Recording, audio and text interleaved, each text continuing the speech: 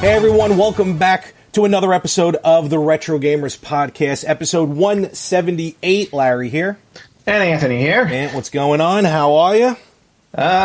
Well, not much has changed lately. I don't think a lot's going to change for now. For the foreseeable future it will, but for now we're hanging in there. I'm enjoying the major events that are moving from one room in the house to the other. Sometimes you need to change a pace, you need to change a lifestyle. So instead of hanging out in the living room, there you go. You'll hang out. There you go. You'll hang out in the kitchen.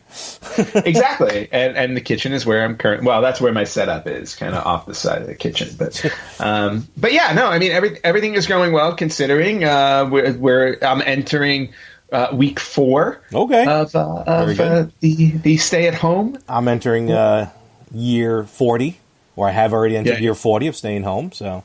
Yeah, and how was your first week of 40? I wasn't bad. Everything's still kind of holding up. A couple new aches and pains. Just coming along with the territory, which I was expecting. My rage and anger maybe slightly higher now, but more of an old man level as opposed to just my usual. But no, otherwise, just so far so good, admittedly. Okay. Is 40 when they give you the right to say "get off my lawn"? Or is there? I got to ask the expert, which is Frank. I feel like that's more of a 45. Okay. Like a mid-level, a midlife crisis, kind of, sort of. But at 45, living to 90, we'll see. The progress continues here at this point for me, though, with 40. So we'll see. Once I re-enter the real world, then that will be a test. Yes. And I think what you'll find is that nothing has changed. No, for the most part, actually not. We got behind me, if everyone's wondering, this is the logo for my other podcast, Cheap Plug, Talking More Wrestling. We're literally in the middle of WrestleMania weekend, which is a 2-night event this year. So I decided to throw that up, doing a live stream watch along. By the time all of you get this podcast, that will be a few days removed, but nevertheless successful last night. It's going to be successful tonight, and that's basically what. But next week, though, because I'm moving some things around, I should be back in the podcasting corner with the normal background and everything like that. So, all right, cool. Yes. Yeah, because the pops just don't work for me. Pops work amazing for me. I love pops. Actually, I think I'm waiting for my Santa Claus to come in. Had a Santa Claus pop that they never shipped. So, oh, jeez. A little late for this year, but for last year, but very early for this year. So, this week, we're just going to have some fun. Just going to kind of got a couple of news information here, some cool stuff. So, if we just kind of shoot from the hip and take it from there. Yeah, since the entire world is basically shooting from the hip at this point, why not us? Kind of just slowing down, and so we're going to catch up on some news because between we had 2 weeks talking about Castlevania, last week talking about the Video Game Hall of Fame. Some news kind of got past us, and we're definitely going to touch on them and see where it goes. Cool. So this is what I mentioned real quick. So about a year ago, maybe, we were talking about this new little retro system called the Evercade. Yes. It was coming in from England. It had like a ton lineup of, it was interchangeable cartridges. Each cartridge had like anywhere between like 5 and like 10 games on it. And big name companies, Atari, Namco, Data East, stuff like that. I was checking the website this morning. Looks like the pre-sale, I don't know if it's been pushed or changed. Anything related to what's going on now, I don't know. But it looks like it's being released in May.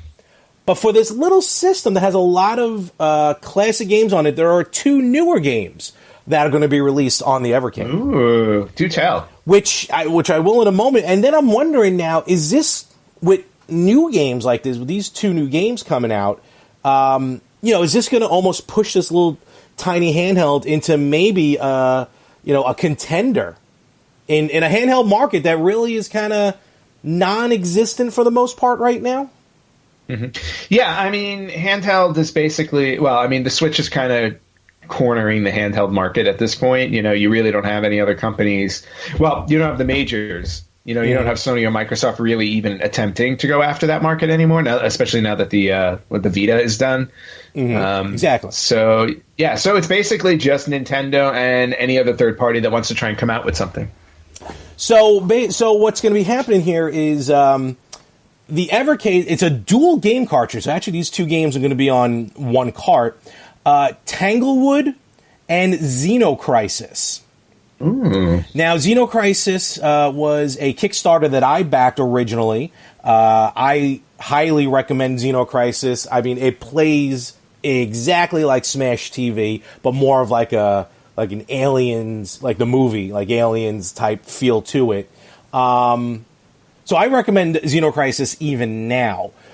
Tanglewood, I'm not fully familiar with. I think it's from like the same company that worked on Xenocrisis.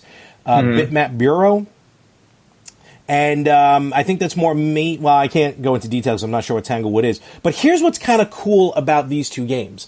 So now, Xenocrisis was released on the Switch, on the PS4.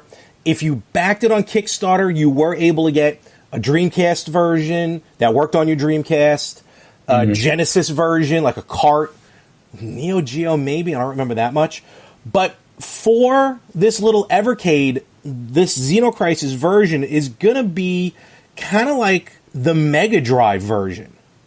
Okay. So that makes sense. Yeah. Mega Drive, is again coming from England, so that's why it's called Mega Drive. And Tanglewood, which is a modern game, is kind of going to be developed, and I don't mean it's in a bad way, but with the limitations. Like they're holding back on some stuff to purposely design it for the Genesis, for the Mega Drive, to give it this physical release on the Evercade. Okay. I mean, it sounds intriguing, but I think for me, at least, if Evercade kind of wants to cross over outside of the UK or Europe or wherever it plans to be sold, I think they would need some really solid like solid new games. Like in other words, like what are they going to put out? Well, these are solid new. These are brand new games. Well, no. I mean, no. They're on other platforms. Correct. That's what I mean. In other words, like if you've got a Switch, if you've already got a Switch, you don't need the Evercade because those games are available. That's what I mean. Yeah. It's like, are they ever going to have their own exclusives? Basically? Oh, okay, that's different. Yeah, I don't know. I don't think it was ever really designed for that. I think it was always designed, but this company just kind of had the opportunity to go with this. Because not only are they putting out that Xenocrisis Tanglewood 2-pack, looks like they're also putting out an Atari Lynx collection onto the Evercade.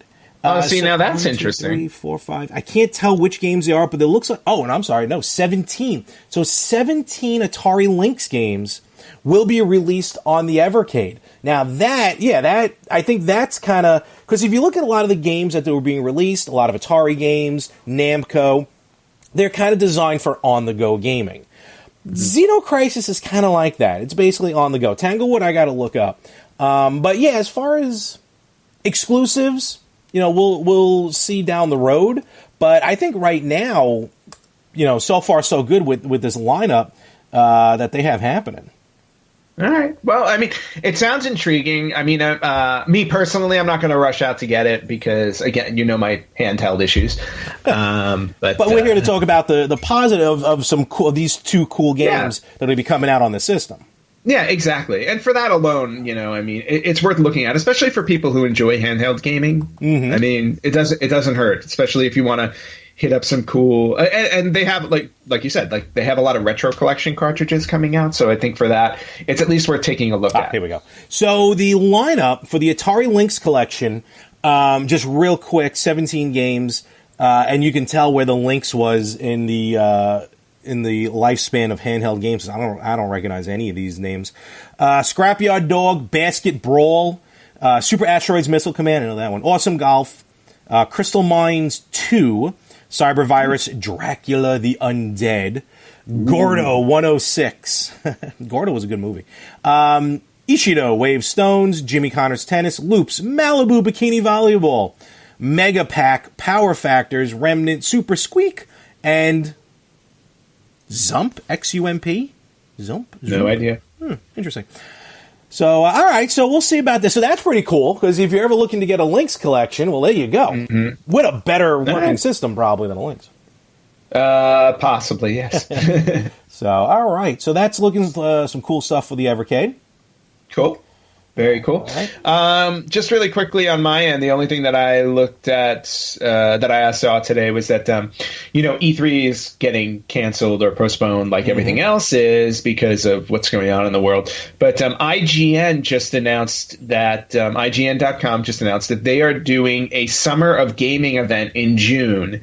That they're saying is kind of going to be similar to E3. So there's going to be something, in terms of like maybe big news announcements and stuff like that. So I thought that was really cool, just cool for IGN to try and put some type of event together, considering now there's a hole where E3 was supposed to be. And I'm curious to see if they're going to be able to pull in all of the major companies to make some types of announcements, especially because, like, I know Sony had decided not to attend E3 this year. So I'm curious to see, because with IGN, I mean, they always have news from all the major companies. So I guess we'll see what they have, what they're going to wind up slating for this Summer of Gaming event in June. It's funny. Yeah, as much as Sony was going to do something different, not be there physically, I thought I saw or read something that Nintendo was probably going to be at E3 with some sort of physical presence that they haven't had in the last couple of years. Xbox, Microsoft, of course, always dominating E3 as far as the stage presentations that they do. Yes. Putting aside the reason why E3 is canceled this year, I feel like that the digital way was kind of where everyone's heading. Nintendo's already done it the last few years with a Nintendo Direct. Sony did it last year, basically, and in a way, and now they have their State of Play, so they were probably heading that way as well. And this is going to force Microsoft to probably do something like this as well. I kind of feel like, I'm not saying that the writing was on the wall before all this happened, but I feel like a physical E3, probably the seeds of going completely digital probably starting to happen or starting to get planted, in my opinion, where it would have been like 5 or 10 years from now, maybe E3 is going to be completely digital regardless. Well, I think, not completely, but. Yeah, well, I think E3 a few years ago when they actually switched to like businesses only, like it used to be open to the general public the way that like San Diego Comic-Con is, but then they closed off the general public. It's just for people working in the industry, so it became more of like a CES, like Consumer Electronics Show. Yeah. And I think what we're probably going to see now after this year is the digital, like they'll have the digital presence for the general public, while the physical floor, the actual floor, will be open to people in the business only. Which I understand definitely, but like also I feel like it's going to be more where a lot of times like a lot of the gaming companies will just be there to show off their games, whereas you're still going to need the physical aspect if you're still putting out systems. Unless we get to a point where, like, PS5 and the Xbox Series X are the last systems and they go the way of Google Stadia as far as streaming only. But, yeah, you're going to need some sort of physical presence with the hardware. But, to your point, I hear you on that part where, the close it even more to business only. But speaking of this Summer of Gaming from IGN, it looks like they got so far 2K, Square Enix, Sega, Bandai Namco, Amazon, Google Stadia, Twitter, Devolver Digital, and THQ Nordic. So they're already making a play for a good chunk of companies. So it should be interesting to see what that's going to be. Yes, totally, very cool. Speaking of Google Stadia, really quickly, Larry, have you been playing yours at all? I mean, you got it and then kind of went silent. Yeah, I did. Because, again, with all things I usually get, I'm excited, I get it, I play the hell out of it for a week, and then it goes to the wayside. I have not played it, not because I'm not interested, not because I don't want to. Again, it's just... The Switch actually has been dominating my home console gameplay. Also considering the fact that if I want to play either the Stadia, the PS4, or the Xbox One, because I've run out of inputs on the back of my TV, and I just never have found a decent working HDMI splitter. Every one I buy, just it never works properly.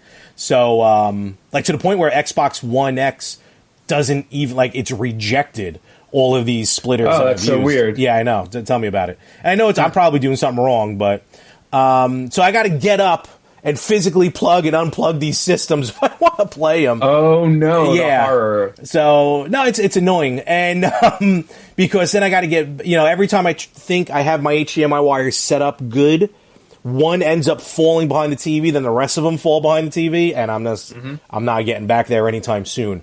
So the Stadia is in my mind. I'm still picking up the free games each month, but it's funny with Stadia.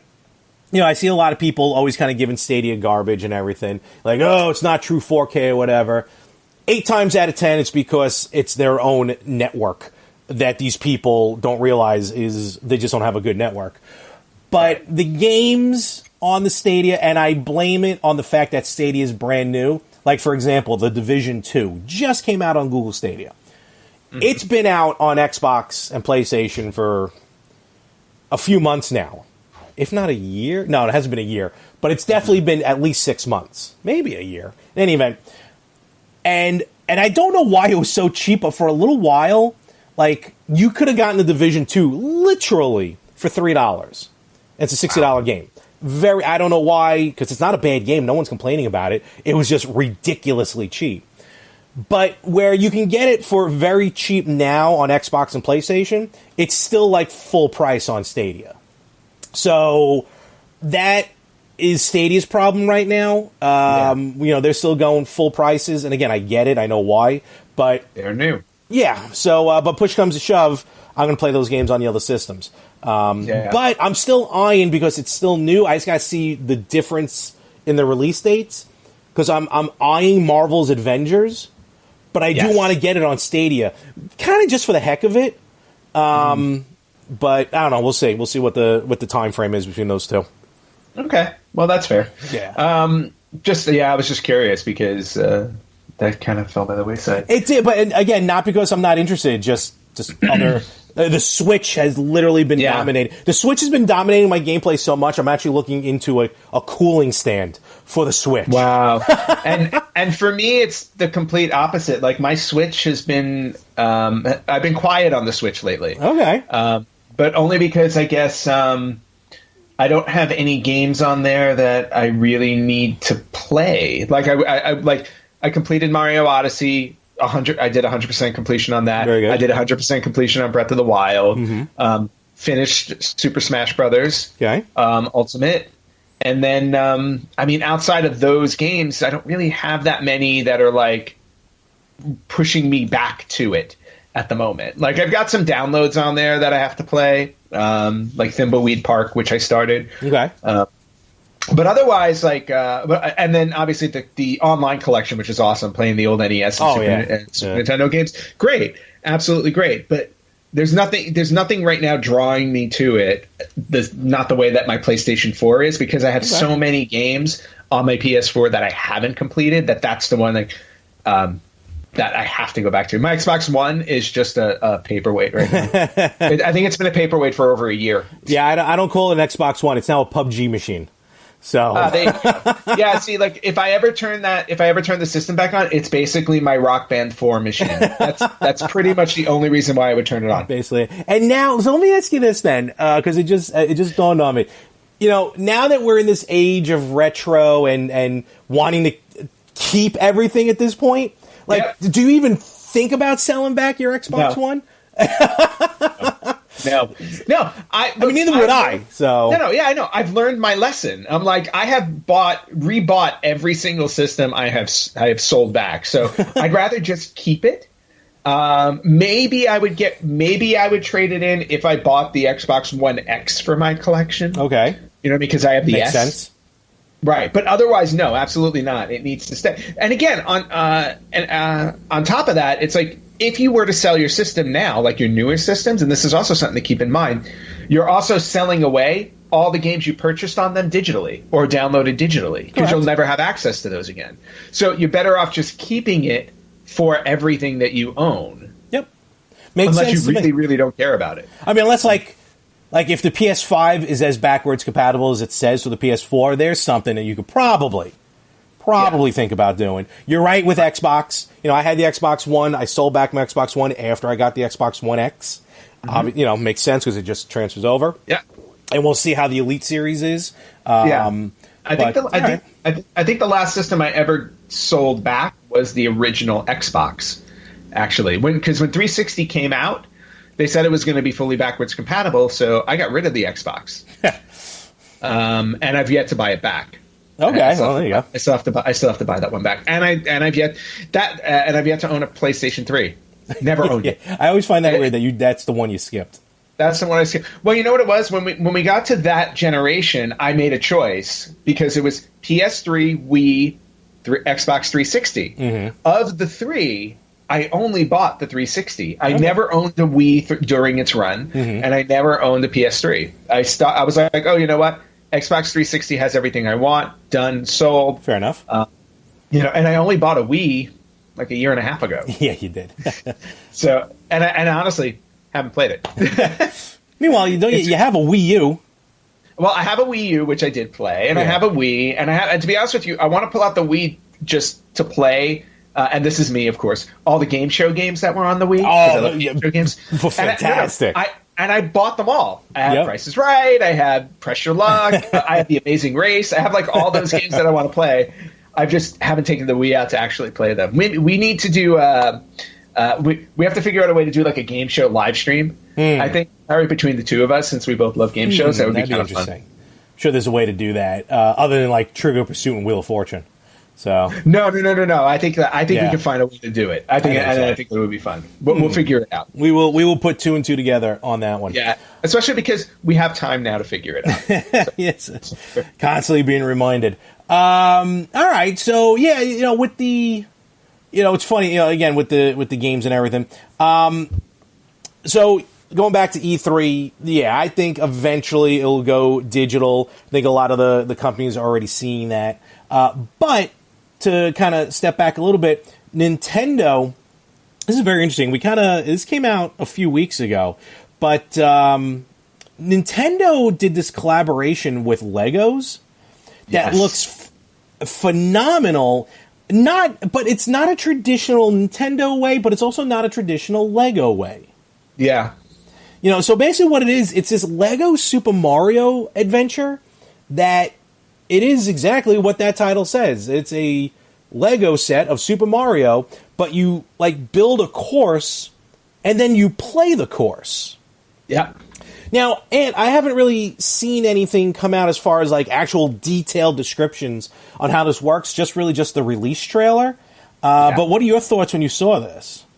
I thought that this is a kind of a perfect blend of two mediums right here, because for all intents and purposes, I feel like physical physical play or role play or whatever you want to call it, what kids do with actual toys, has been falling by the wayside for years. Mostly because the digital age. Put a screen in front of a kid and that's it. They can do what they want. And Lego, if you haven't, for the most part, Lego has really reinvented themselves by catering to the adult with all of these collector sets. They've been licensing all of these brands for years now, so that you can build your own Millennium Falcon, or for somebody like me, you can build your Central Perk from Friends. My cousin just built the Millennium Falcon. He said it took him like 10 hours, but he finally did it. Yeah, like my friend said, I think took me like 4 or 5 or maybe 4 or 5 hours to put together. But still, that's where Lego has gone, because the appeal for kids isn't as strong. Now, granted, they still do well with kids, but here's another avenue.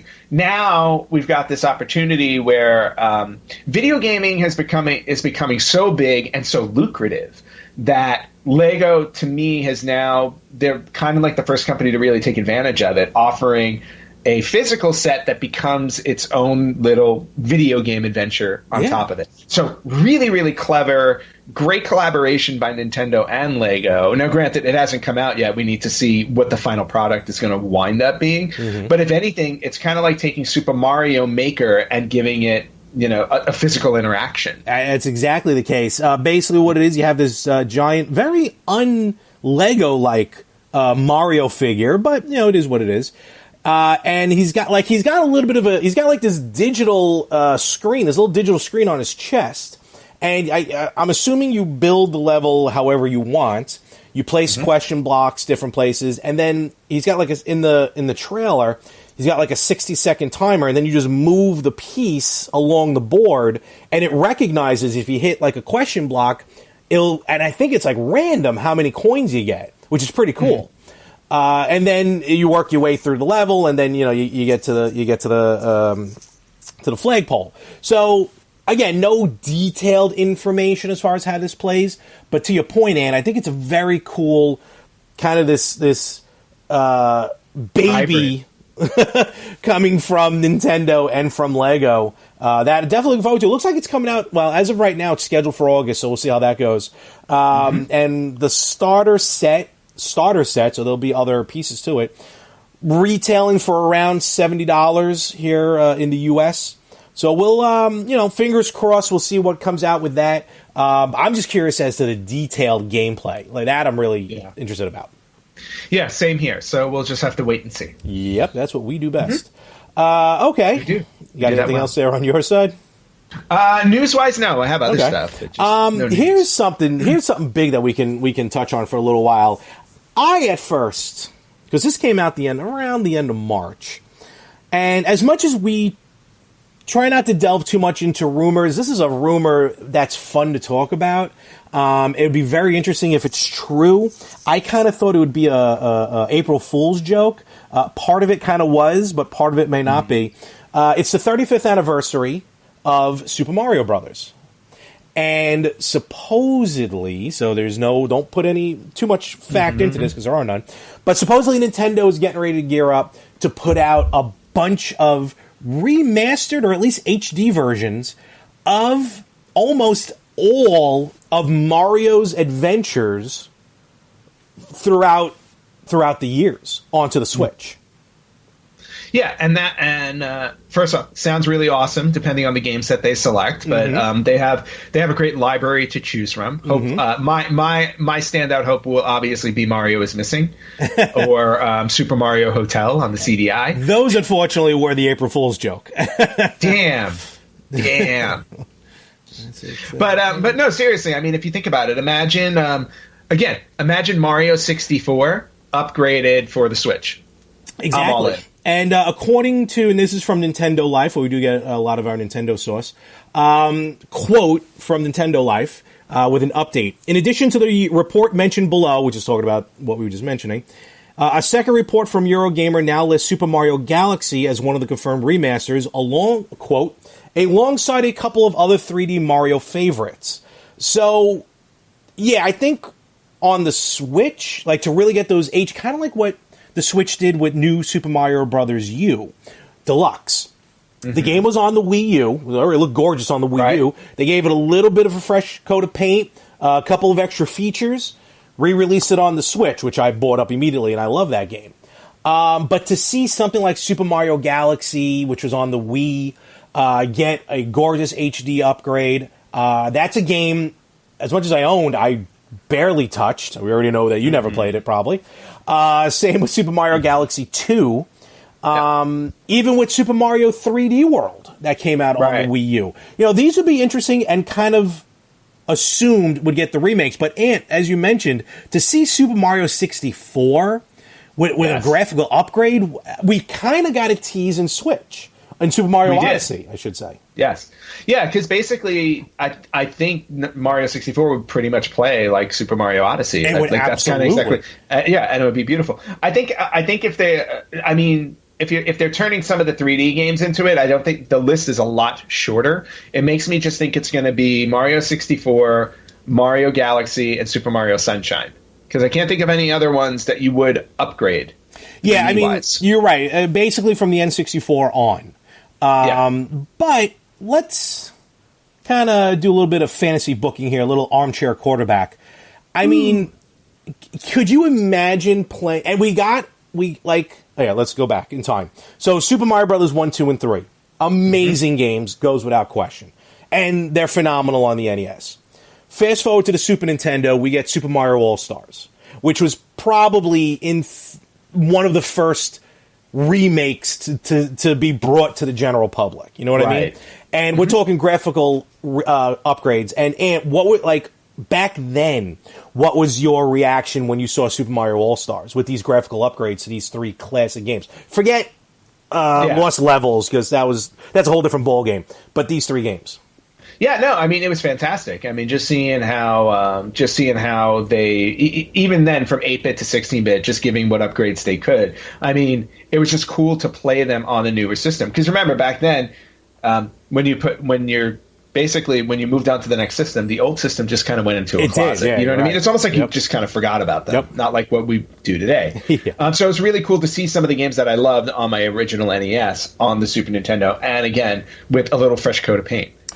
Now, imagine take All-Stars and giving it an even newer graphical upgrade to the point where it looks like Super Mario Deluxe, Super Mario Brothers U Deluxe. I mean, now see, that would be amazing. That would be phenomenal, and that's what I hope they would do if this is all true. Super Mario World to get a graphical upgrade, which it never has before. I think that would be pretty fantastic. I would look forward if they were to do this with the handheld. So I'm going to dip into the handheld for a moment. Now, we had about 1, 2, let me think. 1, 2, let me look. 3, 4, 5. 5 major Mario Brothers handheld games, and I'm not counting the Wario Land series. So we got Super Mario Land on Game Boy. Super Mario Land 2, 6 golden coins, also on Game Boy. Jump to the DS, we got New Super Mario Brothers. New Super Mario Brothers 2, which I believe was still on the DS. It may have came out on the 3DS, actually. And then Super Mario 3D Land, which is definitely on the 3DS. So these 5 games are fantastic games unto themselves. Of course, to see a Game Boy game, I don't know how they would do, unless they went all in and made like Super Mario Land. Even change Super Mario Land from Game Boy to 8-bit NES Super Mario Land. I'll take that. Yeah, that's a good change. That would be cool. Now, Super Mario Land 2 did look a lot more like the NES version, or even kind of like the Super NES version. But let's colorize those. Let's bring those into the modern era. I think that would be pretty sweet. And again, some of the best new Super Mario Brothers, probably one of the best platformers. Up to that point, it came out in 2006. One of the best platformers for a Mario game, probably since the original Super Mario Brothers.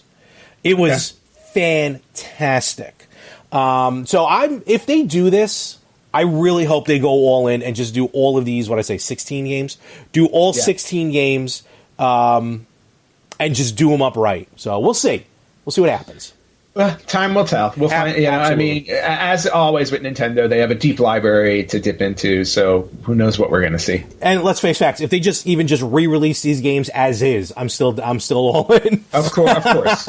And then, of course, they also mentioned a new Paper Mario game. I've never really got into the Paper Mario series. It's a great series. Don't get me wrong, but we'll see about that as time goes on. No release dates, obviously. No even proof that this is happening, but we'll see. Yeah.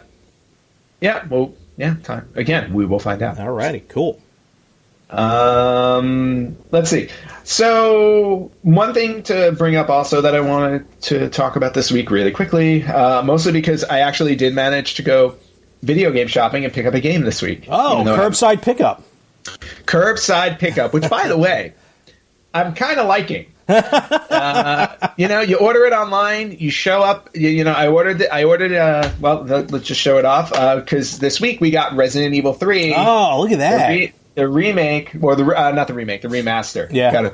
make the difference. So the remaster of Nemesis, which I played on the Dreamcast and never beat. Ooh. I got to the end and could not beat Nemesis. Oh man, which stinks. And I pre-ordered it the day before because they had some type of steelbook thing that came with it. I haven't opened it yet, but okay. The game's not in the steelbook. No, That's weird. The game's not here. The game's in my system. Right now. But still, you would think, all right, interesting. But yeah, so the plus to it was it came with a steelbook, so I pre-ordered it the night before, and it still counted as a pre-order, which is great. I love that. Yeah, yeah, I just love that. One thing and what I love about curbside pickup is you pull into the parking lot. They have parking spots available for curbside pickup. You go into your email where you got the receipt, and you press a little button and tell them you're there. Mm-hmm. And then you just wait, and then they literally just walk out. They hand it to you, and you leave.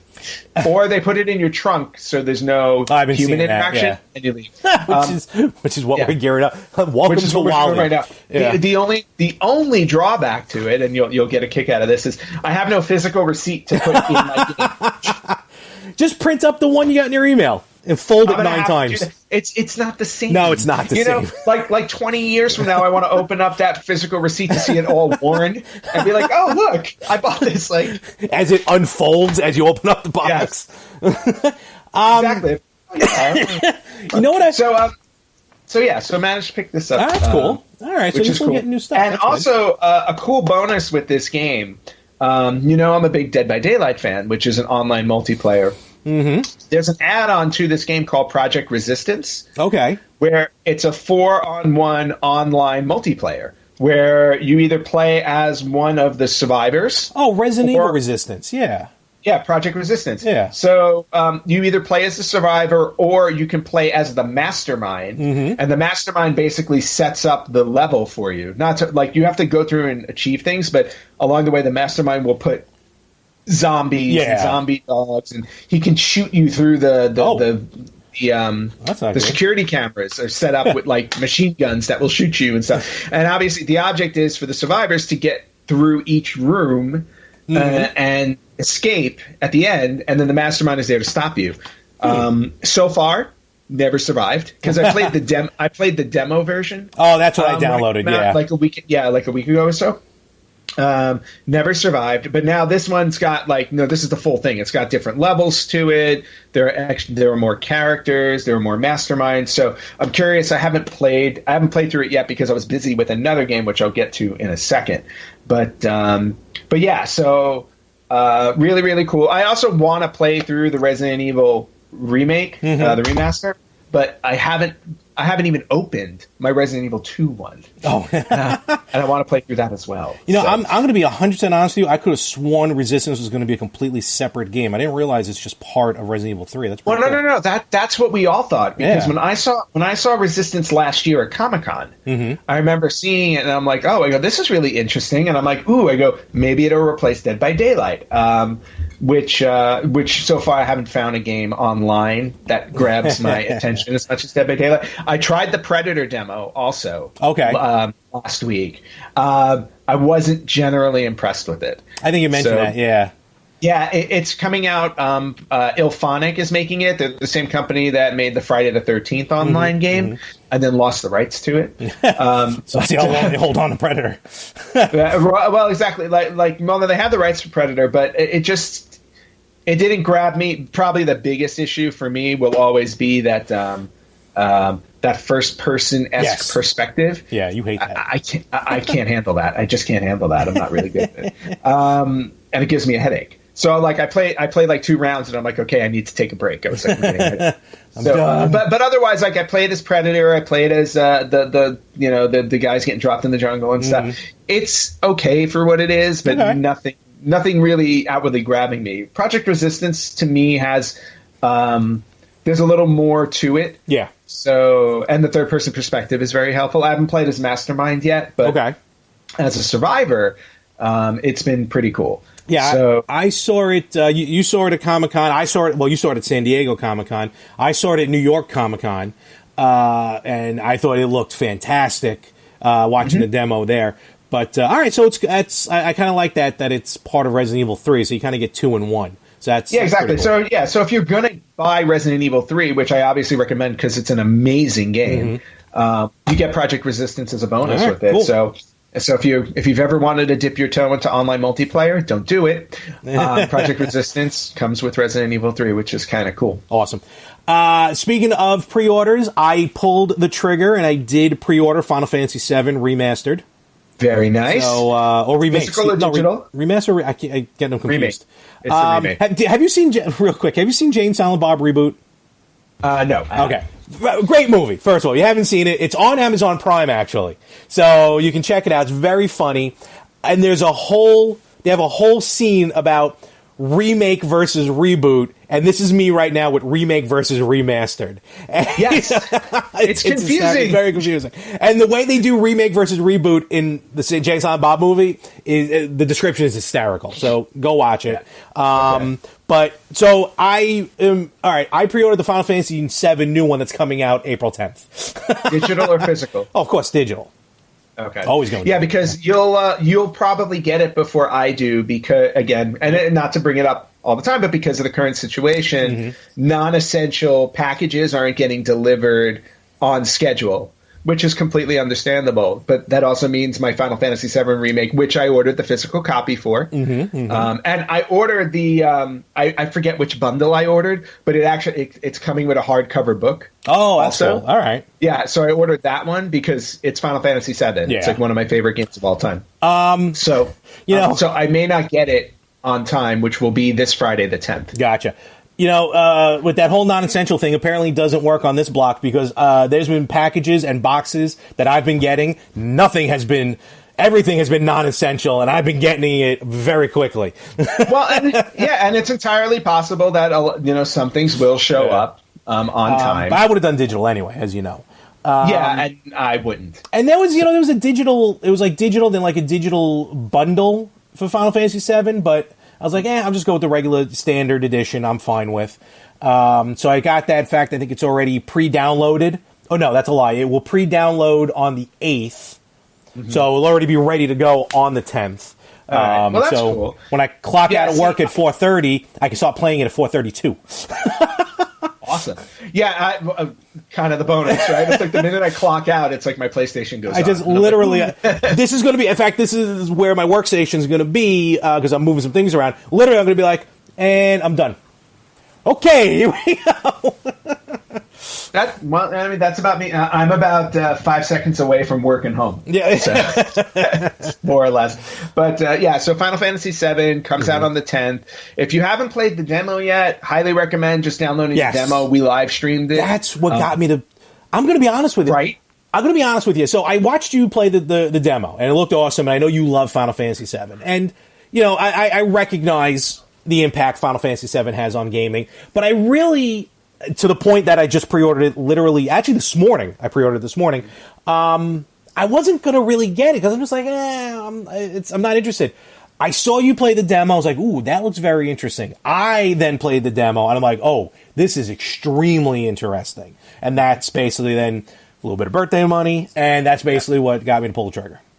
Well, you know what? I think the big change that's going to make it appealing to more people, and when I say more people, I mean more non-RPG fans, is the fact that they changed the battle system. Yes. And that's really what it comes down to, because I know a lot of people get turned off with that turn-based battle system in RPGs. Yeah, exactly. And it's just it just kills the game for you. I was like, the fact that you're able to do your battles in real time now, kind of like the way Kingdom Hearts introduced that. And maybe they weren't the ones to introduce it, but that's the first game I remember playing where I'm like, I was like, this is kind of cool. So now that they're doing that with Final Fantasy VII, I think it just turns it into a completely different game, and it's going to open it up to non-RPG fans. Yes, absolutely. And it did. At least it did with this one. So very cinematic, too. Like, it's very cinematic. Yeah. I kind of skipped through that part for the demo. I just wanted to get to the gameplay. But when I get the game, I'm going to sit through it. And what was I'm trying to think of a game that I was just playing that you can basically just sit there and watch through it. I can't remember what it was. But to change the subject just for one moment, game-wise, have you ever played these recent, they're full motion. They're basically movie video games. It's the only thing I can call them. There's one called The Late Shift.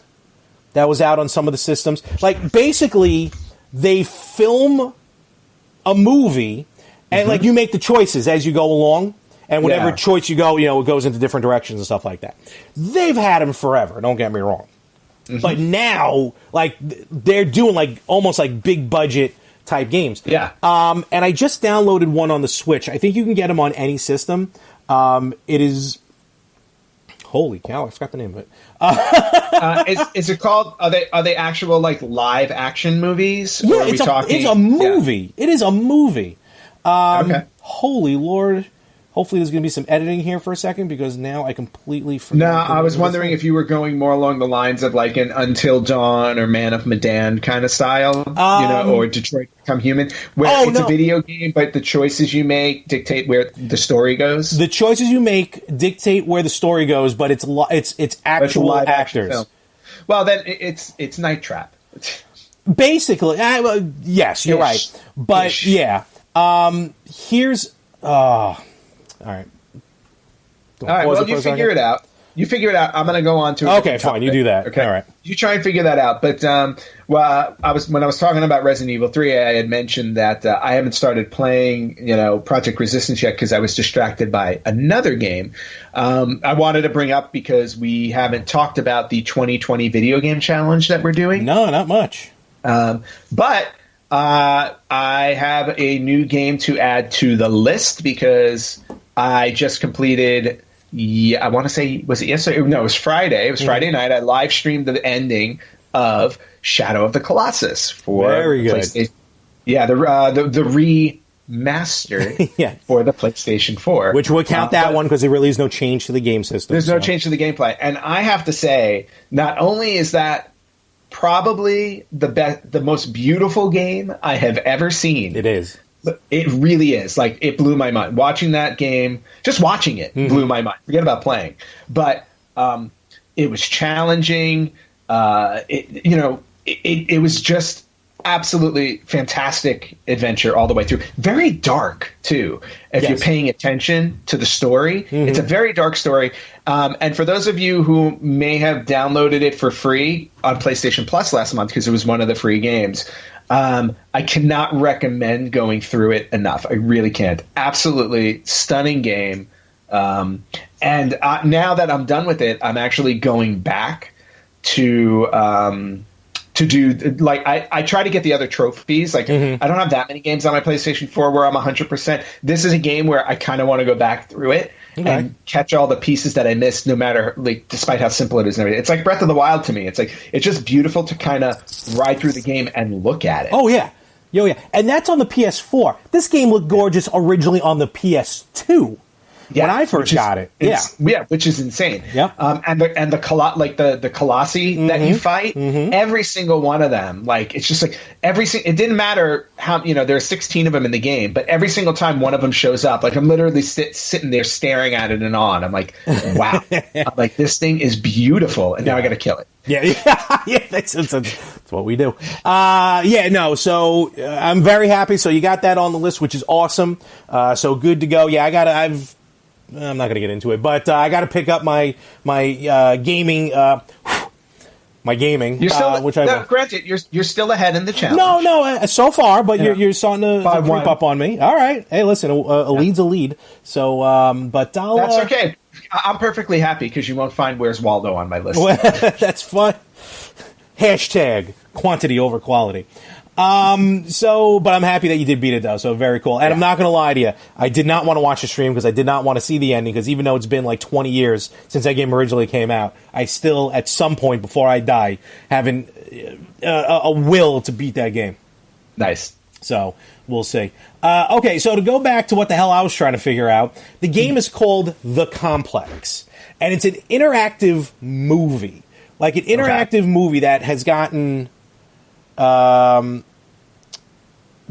out of 100, like 4.25 stars, 4.5 stars from digitally downloaded.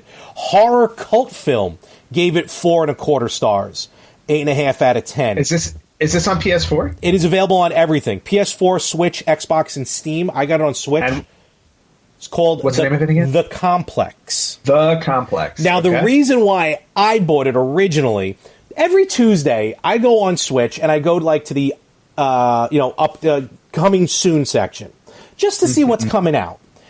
And as I'm scrolling, I'm actually going to the store as we. Yeah, no. It's this and the store, like, you can press start on the game and just put your controller down, because if you don't make a decision, one's made for you, and you can that's kind of cool. You can kind of just sit there and watch it. Nice. The reason why I picked it up, though, is because the lead in this game, in this interactive movie, is Michelle Milette. Now, I know Michelle Milette because I'm scrolling through and I'm like, Katie. For the very few of you probably who've caught this show, there's a show on Hulu up in Canada. It's by Crave, called Letterkenny. It is hysterical. Letterkenny is fantastic. I've heard that's really good. Somebody recommended it to me recently after I finished Schitt's Creek. No. Oh. Somebody. Language. What? Language. Oh. That's the name. No. That's the name of the show, and it's spelled Schitt. It's their last name. Like Meet the Fockers? Yeah, exactly. Their last name is Shit. Schitt. Okay, fair enough. There you go. So I'm scrolling through, I'm like, what the hell is Katie doing on my Switch? Because Katie is the sister of the lead in Letterkenny. And I was supposed to see Letterkenny live in March, but be that as it may. So I'm like, this is interesting. And I look at the trailer, I'm like, oh, this looks really interesting. I've seen these interactive movies before, but I never really pulled the trigger on them, because I'm like, all you do is it's like a 50-50. You just choose and it moves on. But when I saw the trailer, and admittedly, I like her as an actress. I think she's funny, even though this is not a comedy. I'm like, you know what? I'll throw some money towards that. I'll do it. And I played it Friday. I think I played it Friday. First of all, maybe not the best story to play right now in the current situation that we're in. I'm just going to leave it at that. But with that being said, great interaction, great story, and the way the game plays is with your decisions. Not only does it dictate the game, there's 9 different endings to unlock. There's like 100 and something different scenes to unlock. There's 80 different. There's something else to unlock. And you have like this meter that runs kind of based on your decisions, and a percentage of how much people like you or trust you, which changes throughout the game. I went through the game the first time, and I was considered, neurotic in my decisions. I was deep neurotic, which I thought was very funny. But I was going to say, I can see that being me. Yeah, with some of the decisions in this game. And the replay value is definitely there if there's 9 endings. I gotta imagine. Yeah, I gotta imagine though. Like the more you play it, though, some of it's got to repeat, so you probably get a little like her. But I highly recommend the complex. But because of how much I'm loving this, I may go back and check out some of these other interactive movies because they're done beautifully. Yeah. Well, I mean, with that being the case, I also highly recommend you checking out some of the interactive games. Like Until Dawn was fantastic. And again, there are different endings based on the decisions you made, and it actually determined who lived and who died in the game. It was a horror movie game where you chose what happened. Same thing with Detroit Become Human and Man of Medan. It's all based on the decisions you make that dictate the story that unfolds. Was Man of Medan with actual actors and actresses? The only actor in there that I knew was Aaron Ashmore. No. I mean, like, was it live action? No. These are video games, but basically it was almost like the actors do the acting. They just scan. What was that movie? What? Years ago they did that with Keanu Reeves. Like they just Johnny Mnemonic? No, Scanner Darkly. Scanner Darkly. Yeah, something like that. Yeah. No, but this, which is cool. And Man of Medan, I heard excellent things about. I do want to pick that up. But at least check out the trailer for the complex. Because the story itself I'll definitely check out Complex. I recommend you play Until Dawn first. Right, fair enough. You'll like it. And also, the 2 of the stars in Until Dawn, Hayden Panettiere is the lead. Okay. I was like, and a young pre-Oscar winning Rami Malek is one of the characters. He's in it too? Oh, that's good. Yeah, he's in it too. And then is he belting out Bohemian Rhapsody? Pre-Bohemian. And I think the other person in there that I knew was, is his name Brett Dalton? I don't know. He was on Agents of S.H.I.E.L.D. for a few seasons. Oh, okay. As one of the... So, but again, it was a really cool horror movie based game where you choose the path. And it's funny because as I was getting through, because the only one I can talk about is the complex, the only one I played, and it was probably like a good 45 minutes to an hour. It lasted. Like, it wasn't a full movie, but and like, you're sitting there and you have a timer to make these decisions. And I'm like, but as the game gets on, you feel the nerve, like, what, like, I gotta make a decision. And it was pretty wacky. It's pretty interesting. So I may have because you know why? Because with games like on the Sega CD, the hell was that called? Double Switch. Double Switch. I was going to say Double Impact. Double Switch, Night Trap, things like that. Not Corpse Killer, but it was another one. I forgot the name of it. But, those, you had to make the decisions and everything was going on in real time. But this is, like you're saying, this is just, you're given 2 or 3 decisions to make, and you kind of just run with it. So, all right, exactly. So this may be a new genre that I'm going to be discovering. That you should definitely give it a try. I don't think it'll disappoint. Now, there's another genre that a friend of mine introduced me to that will probably not be up your alley, and it's fairly popular in Japanese culture, but it's kind of like an interactive novel. The way you remember the Choose Your Adventure books when we were kids, and you read it, and it's like, oh, if you want to do this, go to page 60. If you want to do that, same thing with these games. Like, my friend of mine played with me. I think it was called like 428 Shibuya Scramble. It was called. Shibuya is an area in Japan. Okay. But basically, they get live actors and they do some video sequences. The majority of it are still images. And then they give you the story on the screen, and you read the story, and then you make a decision, and your decision will dictate what happens next. So it's just a way of taking the interactive novel and making it into an actual video game. And apparently they're very popular in Japan, and they're starting to make their way over to the US. And just watching him play it, it was really interesting because it made me want to buy it. Okay. Yeah, because it's like, it's one of those things where it's like you're really dictating where the story goes. And there are good endings and there are bad endings. So, like, if you make the wrong choice, you get a bad ending and you have to go back and figure out where you went wrong, and then make the right decision. And then the other cool thing is they have multiple characters that you take control of. So, if there are 5 characters in the game, the decisions you make with character 1 will affect what happens to character 2 or 3, and vice versa. So, so, and eventually they'll all converge together if you do everything, the way you're supposed to. All right. But again, really interesting. Another twist on a genre I haven't, that I'm really interested in trying now. See, my problem is I would do that, but I fall asleep when I read. Like, quickly, so then my system will just sit there and overheat and probably just burn the whole place down. So, well, that put your system on a timer so it shuts itself off. I should. But all right, but it's interesting. Yes, very interesting. All right, cool. The last thing I have to mention, this is more new, but I got to mention it because it was fantastic, and just kind of the way it worked out was hysterical. So, PUBG, Player Unknown's Battleground.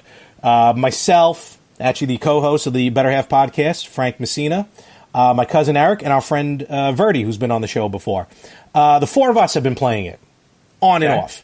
Now, these 3 maniacs love to play at about 10:30 at night. I'm usually sound asleep. So, and each of them have kids. So, I guess that's by the time they're done putting their kids to bed, they're still up. Me, it's terrible. But once in a blue moon, I'm on there. We play in a 4 squad.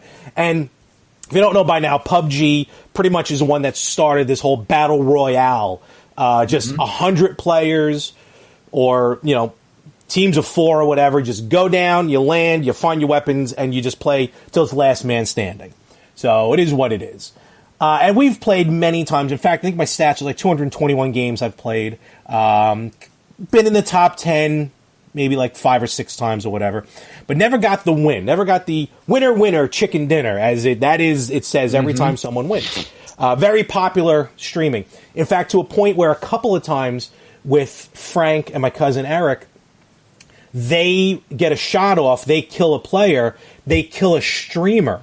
and you can look up. If you look up your name, you can find the clip of that streamer, whether he kills you or he gets killed by you. Oh, that's kind of cool. And it's hysterical because, like, the first time this happened when Frank killed a streamer, and Frank's been playing for a while, you see the streamer playing, he gets killed, like, oh, must be some sort of noob, lucky shot. I mean, streamer's being a total jerk, but it was hysterical. Of course. So anyway, so we're playing 4-man squad, so you do the math. 4 on a squad is 100 players, however many teams there are. So, 20. There we go. So we're playing through, and I'm not the best at the game, so I'm usually one of the first or second one to die. So now there's like 10 minutes. The game's not timed, but it was like the game lasted a half hour. So for like the last 10 minutes of the game, it was just me. Eric, Frank, and Verdi are all gone. They're dead, but they can spectate. You can still spectate your team. Of course. So they're still assisting me. They're helping me out. But I'm running like a maniac. I'm panicking. I don't know what's going on. Because in the game, the level keeps shrinking down, almost like Battle Royale, like the movie Battle Royale, keeps shrinking till it's like a little dot. So now I'm hiding out. I'm in a house. I'm hiding out, and the running joke right now is the fact that I got like these level 1 guns on me. Like, I barely upgraded anything. I got a shotgun. Mm-hmm. No one ends a game with a shotgun. It's the worst gun in the game. Okay. So there I am, hiding in one of the houses. Turns out where I am, the zone keeps closing, but I kind of am in the middle still of the zone. So I got a good spot. So I'm just waiting there. I'm waiting there. Finally, I hear someone enter the house. I hear them going up the stairs. They open the door. Bam! Got him. Like, oh. So now I'm like, of 100 people, we're down to 4, and I finally got my first kill in this game. Okay, so, and you can see the remaining number of people dwindle. Then it gets down to 2, and I'm like, oh my God. You know, it's me and somebody else, and I'm sure somebody else is a lot better than I am. The screen closes one more time. Now I'm out of the zone, so now I have no choice because it forces you into a battle. Right. So I jump out the window, I run around. The guy tags me a couple of times, but somehow doesn't kill me. And this guy's got like the best gun in the game. I turn around to the entrance. He's reloading. I shoot him with a shotgun square in the face. Game over. So now I'm sitting there like, and I hear silence. The 3 of them are silent. All of a sudden they're like, no. Wait, did he just do this? Did he just? And then it says, winner, winner, chicken dinner. And I was like, oh my God. So I finally got a win. And I was the last person surviving on my squad. So it was just me. I wanted to stop playing right then and there, but I opted to play the next morning in solo mode, and I got my butt handed to me each and every time. So trust me, I lucked out. But I finally got my win in PUBG. Actually uploaded the video to there's a Facebook group that we're part of, okay. Like a PUBG group, and everyone, a lot of thanks. That's awesome. And then finally after the congratulations, it gets like a shotgun. Really? Look at this guy. Like. He's got terrible weapons, but he won. Congratulations. And someone accused me of being a bot, which I think is awesome. That's awesome. I think you need to share that on our YouTube page. It's not retro gaming, but still. Yeah, it's only like a 30-second clip, but I can definitely put that up. That's all good, man. Hey, congratulations. Thank you. I need, after the week that I was having, trust me, I rode that win for about 2 days. As you should. Especially with something like that. Yeah, it was awesome. So good. Yeah, so awesome work. Yep, thank you very much. I'm not counting it as part of the contest, but it was very cool. No, it does not count as part of the contest. So. Oh, man, very cool. That's about it. That's about it for me. Yeah. All right. Yeah, no, and I'm good as well. I think awesome. I think this was a good episode. Yeah.